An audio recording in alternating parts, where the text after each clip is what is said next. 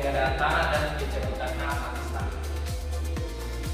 Pertama-tama yang harus kita ketahui apa itu pengadaan tanah.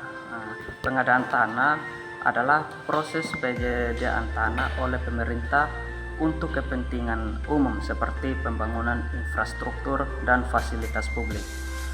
Apa itu pencabutan hak atas tanah? Pencabutan hak atas tanah adalah tindakan hukum oleh pemerintah untuk mengambil hak atas tanah dengan kompensasi jika diperlukan untuk kepentingan umum.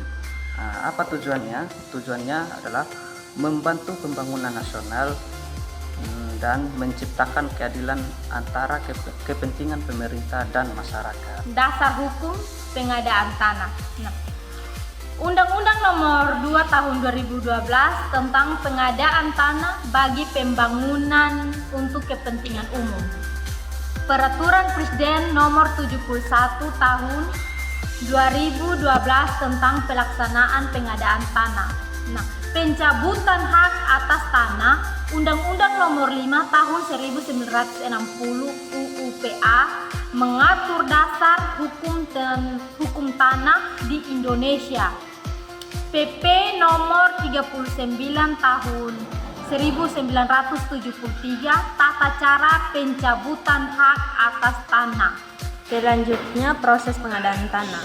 Tahapan pengadaan tanah. Yang pertama, perencanaan, penetapan kebutuhan tanah oleh pemerintah. Kedua, persiapan, sosialisasi dan konsultasi kepada masyarakat pemilik tanah. Yang ketiga, pelaksanaan, negosiasi ganti rugi dan pengalihan hak. Yang keempat, penyerahan, tanah diserahkan kepada pihak yang membutuhkan. Selanjutnya, pencabutan hak atas tanah. Kapan pencabutan dilakukan? Yang pertama, jika negosiasi untuk pengadaan tanah tidak berhasil.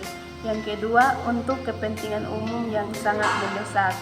Proses pencabutan hak. Yang pertama, permohonan pencabutan oleh pemerintah ke pengadilan. Yang kedua, pengadilan menetapkan keputusan dan kompensasi.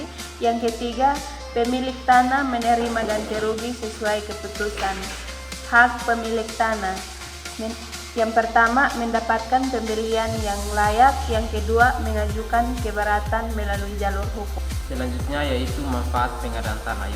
Yang pertama, mendorong pembangunan infrastruktur. Yang kedua, meningkatkan kesejahteraan masyarakat melalui pembangunan fasilitas publik. Dampak dari pencabutan hak atas tanah yaitu dampak positifnya percepatan pembangunan nasional. Dampak negatifnya adalah potensi konflik hukum dan sosial jika tidak dilakukan dengan adil. Selanjutnya contoh kasus pengadaan tanah. Contoh kasus jalan tol Trans Jawa. Deskripsi proyek pembangunan jalan tol yang melibatkan pengadaan tanah dari masyarakat. Masalah penolakan pemilik tanah karena nilai ganti rugi dianggap tidak sesuai. Penyelesaian melalui pengadilan dengan keputusan kompensasi nilai yang adil. Selanjutnya yaitu strategi penyelesaian konflik. Cara mengurangi konflik. Yang pertama, konsultasi awal, membantu masyarakat sejak awal proses. Yang kedua, transparansi, mencapai tujuan dan nilai kompetensi dengan jelas.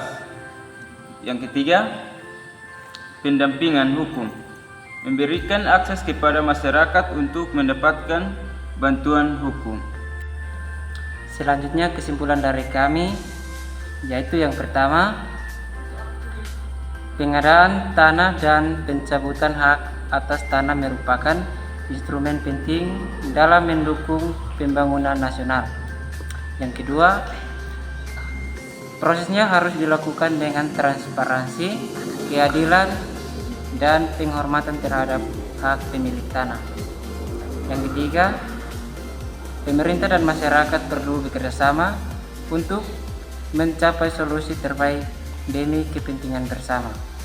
Pesan akhir dari kami, pembangunan yang baik dimulai dengan keadilan bagi semua pihak.